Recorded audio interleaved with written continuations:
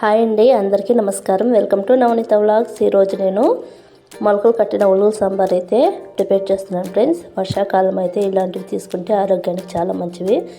ఇక అన్నీ కూడా రెడీ చేసి పెట్టుకున్నాను. ఒక మిక్సీ జార్ తీసుకొని అందులోకి తెల్లగడ్డలు, అల్లము, పచ్చి కొబ్బరి, అలాగే కొత్తిమీర, ఎర్రగడ్డలు కూడా వేసుకొని గ్రైండ్ చేసుకున్నాను. ఇప్పుడు అందులోకి 2 స్పూన్ల వరకు ధనియాల పొడి వేసుకున్నాను.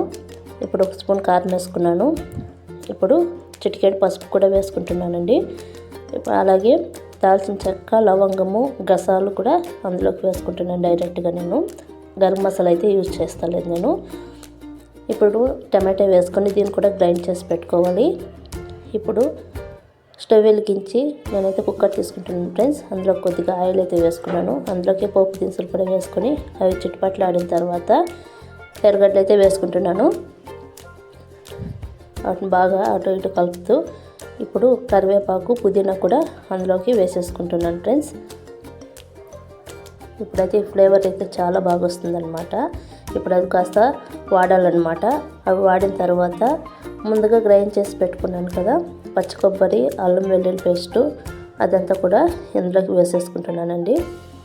ఇది బాగా పచ్చివాసన పోయేంత వరకు మనము వాడ్చుకోవాలి.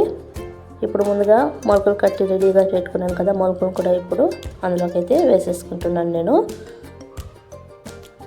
దీని మసాలా అంతా బాగా కలిసేటట్లు బాగా కలుపుకోవాలి. ఇప్పుడు మనకి ఆ పచ్చివాసన అంతా వెళ్ళిపోతుంది ఫ్రెండ్స్. ఇప్పుడు ముందుగా గ్రైండ్ చేసి పెట్టుకున్న మసాలాను కూడా దీంట్లోకి వేసుకొని బాగా కలుపుకుంటున్నాను. ఇలా కలిపిన తర్వాత జార్లో మిగిలిన మసాలా నీళ్ళు కూడా అందులోకి అయితే పోసుకుంటున్నాను. ఇప్పుడు ఇదంతా బాగా మిక్స్ అయ్యేటట్లు బాగా కలుపుకొని 2 గ్లాసుల వరకు ఎక్స్ట్రా నీళ్ళు అయితే నేను ఇక్కడ పోసుకుంటున్నాను ఫ్రెండ్స్.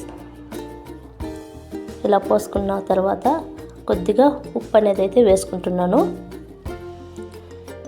ఉప్పు వేసుకొని బాగా కలుపుకొని కొత్తిమీర వేసుకొని కుక్కర్ 2 విజిల్స్ వచ్చేంత వరకు పెట్టుకొని మూత అయితే తీసుకుంటున్నాను ఫ్రెండ్స్.